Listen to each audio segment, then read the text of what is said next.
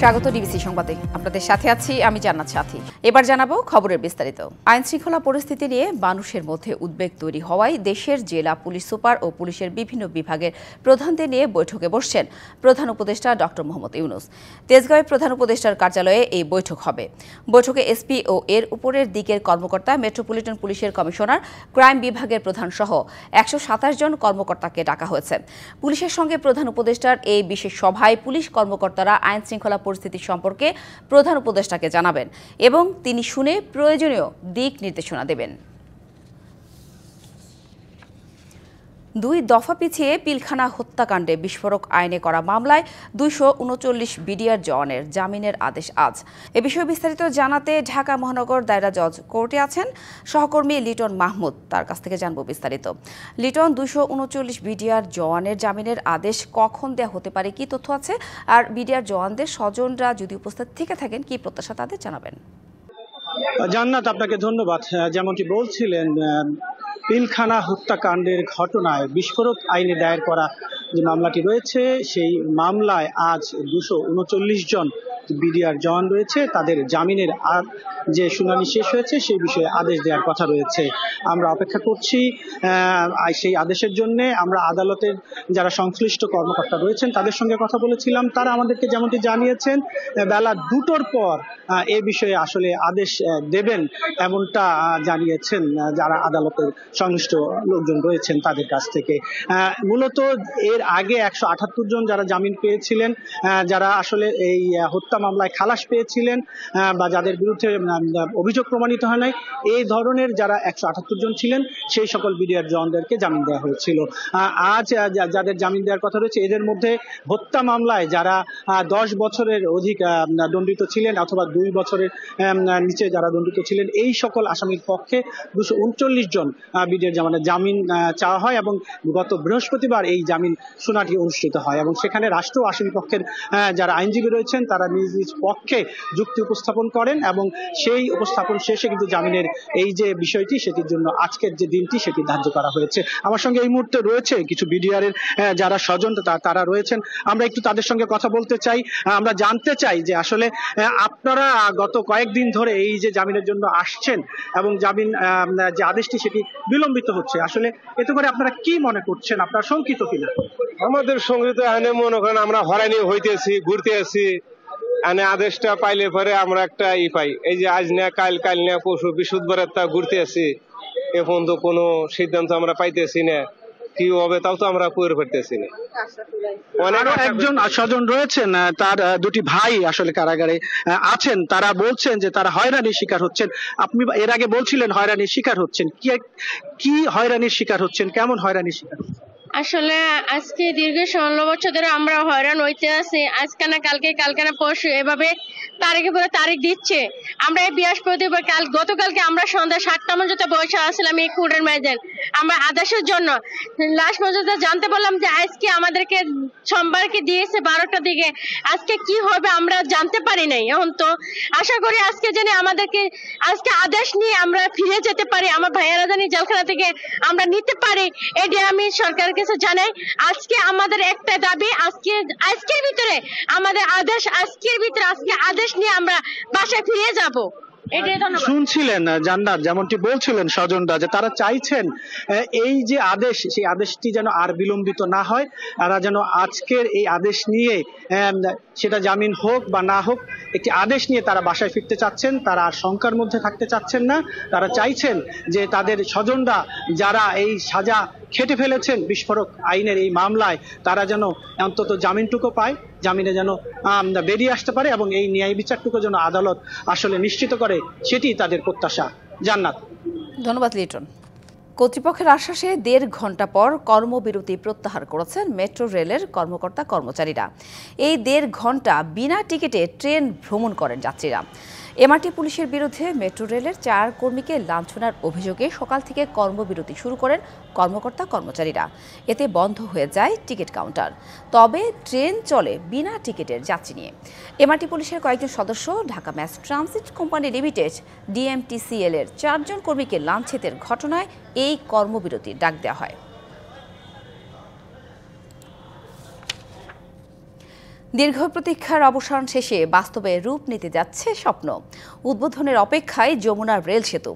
অত্যাধুনিক স্টিল প্রযুক্তির অবকাঠামোতে দাঁড়িয়ে থাকা ডাবল ট্র্যাকের সেতুটি শত বছরের স্থায়িত্বের অঙ্গীকারে মাথা উঁচু করে জানান দিচ্ছে সম্ভাবনাময় অগ্রযাত্রার কথা। নতুন দ্বার খুলবে যোগাযোগ, বাণিজ্য ও অর্থনীতিতে। তবে দুই প্রান্তে স্টেশন পার হলেই সিঙ্গেল ট্র্যাকের কারণে সেতুর পুরোপুরি সুফল সহসাই মিলবে না বলে হতাশ যাত্রীরা। স্বপ্নের সেতু থেকে আরও এক ধাপ এগিয়ে বাংলাদেশ। 18 মার্চ আনুষ্ঠানিকভাবে উদ্বোধন হতে যাচ্ছে জাপান বাংলাদেশের যৌথ উদ্যোগে নির্মিত দেশের দীর্ঘতম ও আধুনিক এই রেল সেতুটির। 4.8 কিলোমিটার দৈর্ঘ্যের প্রায় 16,800 কোটি টাকা ব্যয়ে নির্মিত এই সেতুটি কেবল এটি প্রকৌশলগত বিষয় নয়, এটি যোগাযোগ, বাণিজ্য ও অর্থনীতির নতুন দিগন্ত উন্মোচিত করবে। জাপানের নতুন প্রযুক্তিতে তৈরি এই সেতু দেশের অন্য সকল সেতুর থেকে অনন্য। সেতুতে রয়েছে ডাবল ট্র্যাক ও দুই পাশে দুটি আধুনিক স্টেশন। সেতুর ডেকের নিচে রয়েছে গ্যাস পাইপলাইন, বিদ্যুৎ লাইন, যা উত্তরবঙ্গের উন্নয়নে গুরুত্বপূর্ণ ভূমিকা রাখবে। পার্শ্ববর্তী প্রতিবেশী দেশ থেকে মালামাল আমরা ওরা আমদানি করি, সেই আমদানি মালামাল আমরা পশ্চিমাঞ্চল থেকে পূর্বাঞ্চল পর্যন্ত পরিবহন করতে পারি। বাংলাদেশের অর্থনৈতিক কর্মকাণ্ডে এই সেতু বিরাট একটি ভূমিকা রাখবে। তবে দুই প্রান্তেই দ্রুত ডাবল ট্র্যাক স্থাপনের দাবি স্থানীয়দের। আমাদের এই রাস্তাটা 2 লাইন হয় তাহলে আমাদের সুবিধা হবে। 2টা লাইন হইতো তাহলে বাড়ির থেকেই আমরা প্রতিদিন অফিস করতে পারতাম, যাতায়াতে সুবিধা হবে, ট্রেনের সংখ্যা বাড়লে। আশা করব মাননীয় সরকারকে ডাবল লাইনের সুন্দরভাবে একটা রাস্তা তৈরি করে দেওয়া হয়। আমরা এই কাজটা করতেছি, মনে করেন এই রেল স্টেশন উদ্বোধন হবে। আমরা সবাই এখন খুশি যে এরকম একটা সেতুর সাথে আমরা কাজ করতে পারছি। সমস্যার কথা স্বীকার করে নিরসনে কাজ চলছে বলে জানিয়েছেন রেলওয়ের মহাপরিচালক। এখনো ডাবল লাইন হয় নাই, কাজেই এই সুবিধা পাইতে গেলে আমাদেরকে আর একটু অপেক্ষা করতে হবে। সেক্ষেত্রে এই দুপারে আমাদেরকে ডাবল লাইন আসলে কানেক্টিভিটি লাগবে। যমুনা রেল সেতু শুধু একটি সেতু নয়, এটি বাংলাদেশের অগ্রগতির প্রতীক। তবে সিঙ্গেল ট্র্যাকের সমস্যা সমাধান করা গেলে যমুনা রেল সেতু হয়ে উঠবে পূর্ব এবং পশ্চিমের উন্নয়নের নতুন সোপান, এমনটাই বলছেন সংশ্লিষ্টরা। Sohel Talukdar, DBC news, Tangail. City কর্পোরেশনে নেই নির্বাচিত পরিষদ, আইন প্রয়োগে কঠোর নয় পুলিশ। তাই রংপুরের রাজপথ জুড়ে দাপট অনিবন্ধিত রিকশা, অটোরিকশার। একে তো সংকুচিত সড়ক, তার উপর দুদিকেই অবৈধ দখলদারদের দৌরাত্ম্য, এর সাথে যুক্ত হয়েছে অনিয়ন্ত্রিত যানজট। সব মিলিয়ে ঈদ কেনাকাটার বাড়তি ভিড়ে ভোগান্তিতে নগরবাসী। 3 চাকায় যেন স্থবির নগর জীবন। সড়ক পারাপার তো দূরের কথা, নেই পা বাড়ানোর জায়গাটুকুও। রংপুরের রাজপথে গণপরিবহনের নামে এখন লক্ষাধিক অনিবন্ধিত রিকশা, অটোরিকশার দাপট। ঈদ কেনাকাটায় আশপাশের জেলার মানুষের বাড়তি চাপ আর যানজটে নগর জীবন হয়ে উঠেছে অসহনীয়।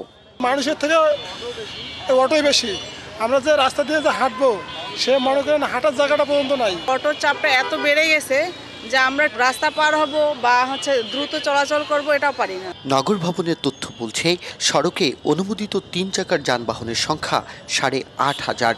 এখন বাস্তবে এর সংখ্যা লক্ষাধিক। শুধু নিবন্ধিত অটোগুলো যেন প্রবেশ করতে পারে এবং এটা তদারকির জন্য যারা রয়েছেন তারা যদি আসলে যথাযথভাবে তদারকি করেন তাহলে হয়তো ঈদের দিনগুলোতে আমাদের রংপুরের মানুষের ভোগান্তি কিছুটা কমবে। ঈদ ঘিরে পুলিশের বিশেষ উদ্যোগ না থাকায় দুর্ভোগে নগরবাসী। হাইটে যাওয়ারও মনে করেন পরিস্থিতি নাই। এই যে অটো পুলিশ প্রশাসন থাইকেও মনে করেন লাভ নাই, কেউ মানে না। আমাদের এই অটোর জন্য একটা 10 মিনিটের রাস্তা যাইতে আমাদের 1 ঘন্টা লাগতেছে। আসলে এটা কি জনগণের দায়ভার না প্রশাসনের দায়ভার? দায়ভারটা কে নিবে? এই পরিস্থিতি থেকে পরিত্রাণে পুলিশের আশ্বাস অনেকটাই দায় সারা। আমরা চেষ্টা করছি এবং আমাদের ট্রাফিক পুলিশ এখন 100% অ্যাক্টিভ আমি মনে করি। আশা করছি আগামী 2-3 দিনের মধ্যেই ডাইভারশন দিয়ে যেতে মেন শহরটা, সিটি বাজারটা, সেটার জন্য আমরা সর্বাত্মক চেষ্টা করছি। রোজা ও ঈদকে ঘিরে প্রতিদিন গড়ে 30 থেকে 40 লাখ মানুষের সমাগম ঘটে রংপুর নগরীতে। দুপুর থেকে শুরু হওয়া যানজটের যন্ত্রণা পোহাতে হয় গভীর রাত পর্যন্ত। স্বস্তি ফেরাতে আর কবে টনক নড়বে প্রশাসনের, এমন প্রশ্ন নগরবাসীর। Majed Masud, DBC news, Rangpur. মশা উপদ্রবে অতিষ্ঠ খুলনাবাসী। দিনে রাতে কামড় সহ্য করতে হচ্ছে নগরবাসীকে। কয়েল বা স্প্রে দিয়েও কোনো কাজ হচ্ছে না। মশা নিয়ন্ত্রণে প্রয়োজনীয় ব্যবস্থা নেওয়া হচ্ছে জানালেন সিটি কর্পোরেশনের প্রশাসক। খুলনায় চলমান নানা উন্নয়ন কাজে ধীরগতির জন্য নগরবাসীকে পোহাতে হচ্ছে ভোগান্তি, আর তাতে নতুন মাত্রা যোগ করেছে মশার উপদ্রব। রাত দিনের কোনো বালাই নেই, মশার অস্বাভাবিক বিস্তারে দুর্বিষহ খুলনাবাসীর জীবন।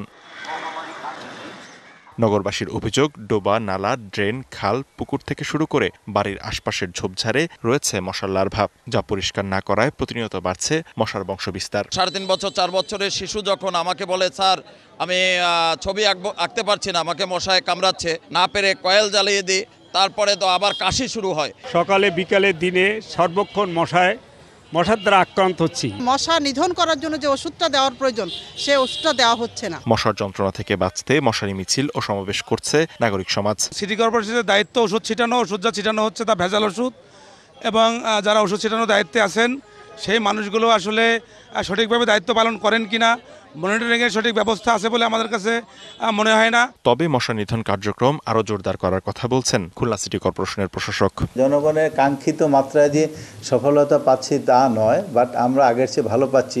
বিশেষ করে বেশ কয়েকটা আবাসিক এলাকার থেকেও আমাকে বলেছে যে স্যার আগের চেয়ে আমরা ভালো ফলাফল পাচ্ছি, বাট এটা আরেকটু বেশি বাড়ানো দরকার। মশার উপদ্রব নিয়ন্ত্রণে প্রয়োজনীয় পদক্ষেপ নেবে কর্তৃপক্ষ, এমন প্রত্যাশা নগরবাসীর।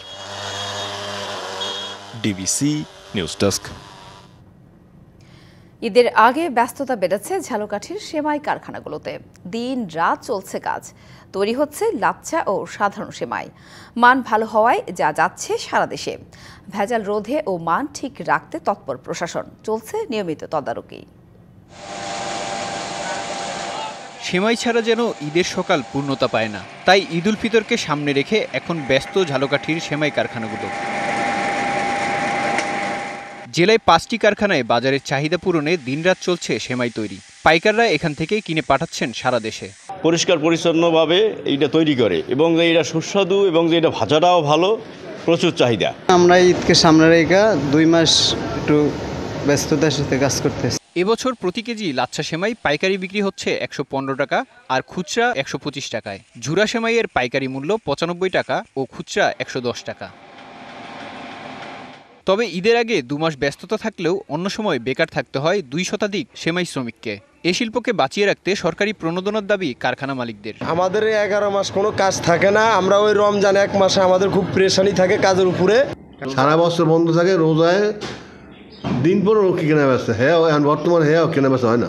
আমাদের যদি বেসিক সহযোগিতা করতো তাহলে আমরা আরো ভালো থাকতাম, আরো ভালোভাবে আমরা মাল উৎপাদন করতে পারতাম। উদ্যোক্তাদের স্বল্প সুদে ঋণ দেওয়ার আশ্বাস বিসিক কর্তৃপক্ষের।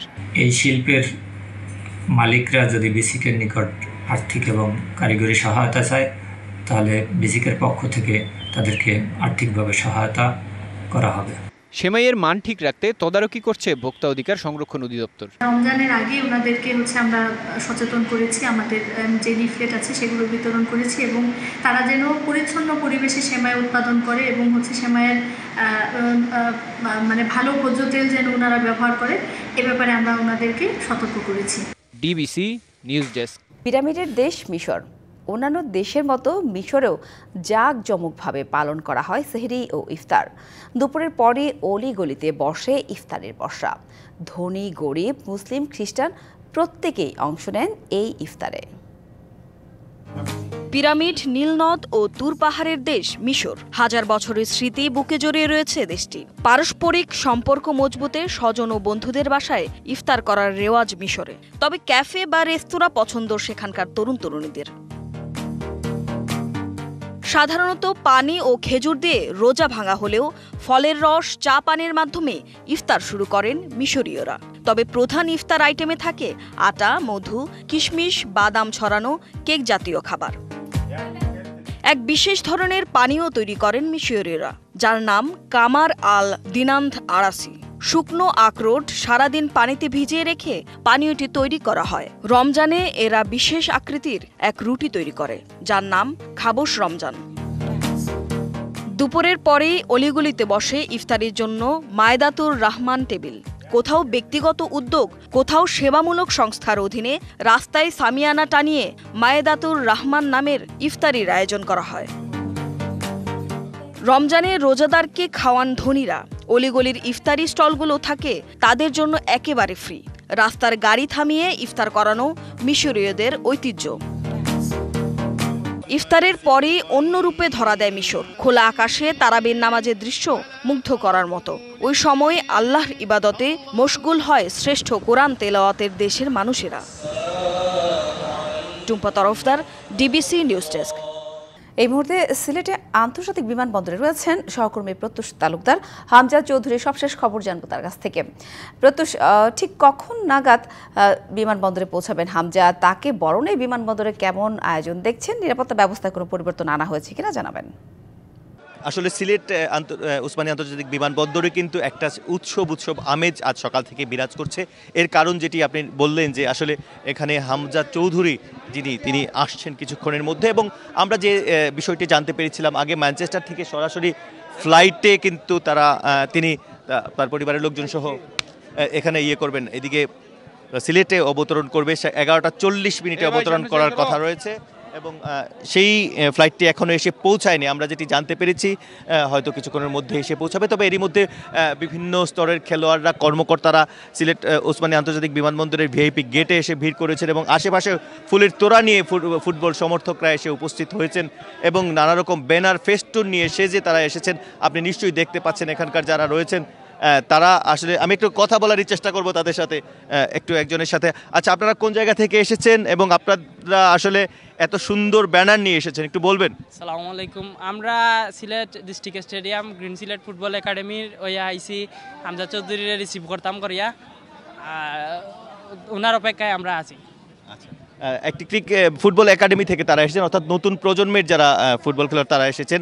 তারা বলছেন যে আসলে হামজা চৌধুরীকে দেখে তারা অনুপ্রেরণা পাচ্ছেন, উৎসাহ পাচ্ছেন এবং তার হাত ধরে বাংলাদেশের ফুটবল আরও অনেক দূর এগিয়ে যাবে এই প্রত্যাশা তারা করছেন। এই ছিল সর্বশেষ, পরবর্তীতে আরও আপডেট জানিয়ে দেব।